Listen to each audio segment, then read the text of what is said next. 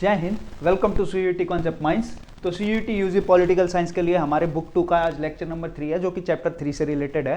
और चैप्टर 3 के बारे में अगर सारी चीज़ें हम देखें किस तरह के क्वेश्चन पूछे गए हैं और क्या लेवल ऑफ डिफिकल्टी रही है किस साल में, तो देखते हैं कि 2022 में इसमें जो क्वेश्चन था वो मॉडरेट था और पूछा गया था एक ही क्वेश्चन था जो कि 5 ईयर प्लान से था। सेकंड है जो 2023 में था वो इजी टू मॉडरेट थे, क्योंकि 2 क्वेश्चन पूछे गए थे, one was from Bombay plan and second was from second 5 year plan. ठीक है, 2024 में एक इजी क्वेश्चन पूछा गया था सेकंड 5 ईयर प्लान पे, और 2025 में इसमें से कोई क्वेश्चंस नहीं देखे गए थे। इस साल हम उम्मीद करके चल रहे हैं, क्योंकि 2025 में इसमें एक भी क्वेश्चन नहीं पूछा गया था, तो एक क्वेश्चन पूछा जा सकता है। ठीक है भाई, ऐसा छोड़ नहीं सकते ना, इस चैप्टर को लास्ट ईयर छोड़ दिया तो इस साल इंक्लूड कर सकते हैं उसको, है ना। तो इसके रिलेटेड PYQs हम देखते हैं, जिससे हमें अंदाज़ा मिल जाएगा कि इसमें जो लेवल ऑफ डिफिकल्टी क्या थी, मॉडरेट क्वेश्चन किस तरह के थे, इजी क्वेश्चन किस तरह के थे। तो उसी के अनुसार इस साल हमें इस पर कितना ध्यान देना है, तो मॉडरेट तक ही ध्यान देना है। ठीक है भाई, क्योंकि डिफिकल्ट क्वेश्चन इस चैप्टर से अभी तक पूछे नहीं है, तो अभी भी नहीं पूछे जाएंगे और इसमें उतना मटेरियल भी नहीं है। चलो शुरू करते हैं। Name the author of the book economy of permanence. Economy of permanence book पुस्तक के लेखक कौन थे?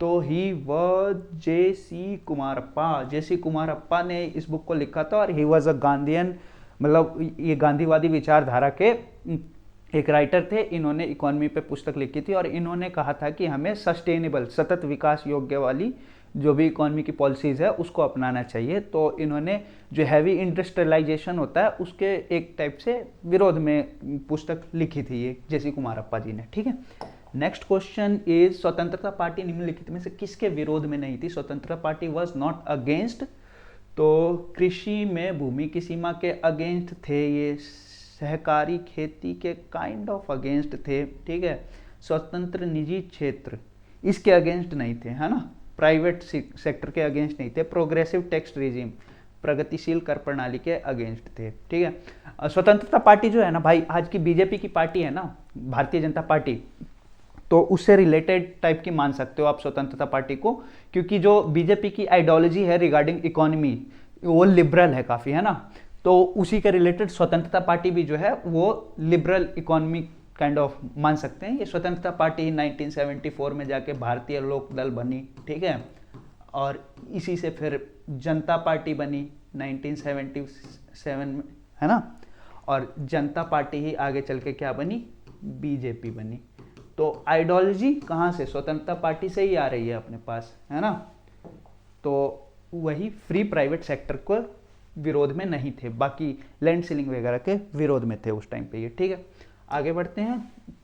So second 5 year plan was drafted under the leadership of, द्वितीय पंचवर्षीय योजना किसके नेतृत्व में तैयार की गई थी? तो यार he was the legend PC Mahalanobis ji. ठीक है, इन्होंने बनाया था इसको, और इसके लिए क्या मतलब इसमें क्या था, तो हैवी इंडस्ट्रियलाइजेशन, औद्योगिकीकरण के लिए इसको बनाया गया था। Okay, so moving ahead gentleman, और next question, who among the following known as the milkman of India. तो इसका क्वेश्चन हमने लास्ट क्लास में भी किया था, इस चैप्टर में भी आ गया, आई डोंट नो हाउ।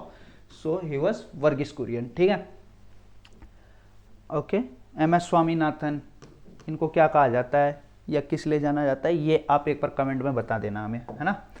चलो आगे देखते हैं। A group of big industrialist in 1944 proposed a plan economy known as.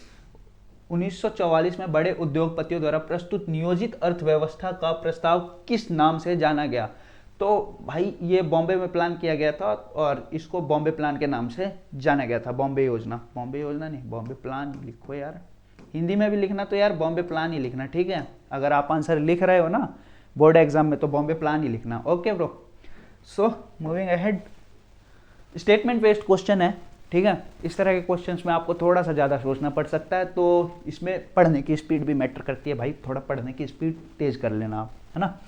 So the question is statement 1, the second 5 year plan stressed on the heavy industrialisation. द्वितीय पंचवर्षीय योजना में भारी उद्योगों पर बल दिया गया। सही बात है, पहली स्टेटमेंट सही है। ठीक है, तो यहाँ से हमारा एक ऑप्शन कट जाएगा, that is statement 1 is incorrect. तो ये स्टेटमेंट कट जाएगा, ऑप्शन डी हमारा गलत हो गया। ठीक है, दूसरी स्टेटमेंट पढ़ते हैं, ये किसके बारे में पूछा है, सेकंड 5 ईयर प्लान के बारे में पूछा है ना। तो दूसरी statement, core industries like electricity, railways and steel were developed mainly by the private sector के द्वारा नहीं डेवलप की गई थी। ये स्टेटमेंट का ये पार्ट गलत हो गया, ठीक है। इसमें भी कहाँ, निजी क्षेत्र के द्वारा नहीं, ये सरकारी हाथों में था उस टाइम पे, ठीक है। तो दूसरा स्टेटमेंट जैसे ही हमारा गलत हो जाता है तो हमारा ऑप्शन सी सही है, ठीक है। Statement 1 is correct but statement 2 is incorrect. Statement 1 तो सही है लेकिन स्टेटमेंट जो 2 है वो गलत है, ठीक है। ये क्वेश्चन आ गया समझ में। आगे बढ़ते हैं, next question. So which of the following statements is are incorrect, ठीक है। निम्नलिखित में से कौन से कथन गलत हैं, ठीक है। योजना आयोग की स्थापना 1950 में हुई थी, हाँ भाई हुई थी। प्रथम पंचवर्षीय योजना में कृषि और सिंचाई को प्राथमिकता दी गई थी, हाँ, ठीक है। The first 5 year plan gave priority to agriculture and irrigation, सही बात है, क्योंकि उस टाइम पे हमारे पास खाने के लाले पड़े हुए थे, तो खाना हमारे लिए जरूरी था और देश की ज़्यादातर जो जनसंख्या थी वो खेती पे डिपेंडेंट थी, ठीक है। डायरेक्टली और इनडायरेक्टली, प्रत्यक्ष या अप्रत्यक्ष रूप से वो खेती पे डिपेंडेंट थे, निर्भर थे। तो उनकी आय को भी बढ़ाना था, देश में खाने के लिए अनाज नहीं था, खाना भी उगाना था, है ना। इसीलिए पहली 5 ईयर प्लान जो थी वो क्या थी, एग्रीकल्चर से रिलेटेड थी। The second 5 year plan emphasised rapid industrialisation, ठीक है, ये स्टेटमेंट भी सही है। द्वितीय पंचवर्षीय योजना तीव्र औद्योगिकरण पर बल दिया गया, ठीक है। पीसी महालनोबिस प्रथम पंचवर्षीय योजना के शिल्पकार नहीं, ये सेकंड के थे, ठीक है भाई। पीसी महालनोबिस जो थे वो सेकंड के थे। तो अच्छा, आंसर इसमें मार्क्ड है ऑप्शन डी, ठीक है भाई। सो इसमें इसके लिए आपको पूरी स्टेटमेंट्स पढ़नी पड़ेगी सबसे पहले, है ना। अगर मान के चलो यहाँ पे ए गलत हो जाता ना तो हम ये तीनों गलत कर देते इस तरह से, मतलब एलिमिनेशन मेथड का एक बार यूज हो सकता था, पर इसमें ज़्यादातर अपने क्या थे, सही स्टेटमेंट्स देखने को मिली है। Okay bro, moving ahead. Thank you so much for this class. इस चैप्टर से इतने PYQ पूछे गए हैं, बहुत कम इसका वेटेज था, बट इसको हम बिल्कुल छोड़ नहीं सकते क्योंकि लास्ट ईयर इससे क्वेश्चन नहीं पूछा गया, तो इस साल पूछा जा सकता है। हमें तैयारी करनी पड़ेगी। तैयारी कहाँ से करेंगे, तो CUET कॉन्सेप्ट माइंड्स पे आपको वीडियोस मिल जाएंगी, तो वहाँ से आप तैयारी कर सकते हो, ठीक है। आज के लिए बस इतना ही, नमस्कार, मिलते हैं नेक्स्ट वीडियो में, तब तक के लिए जय हिंद।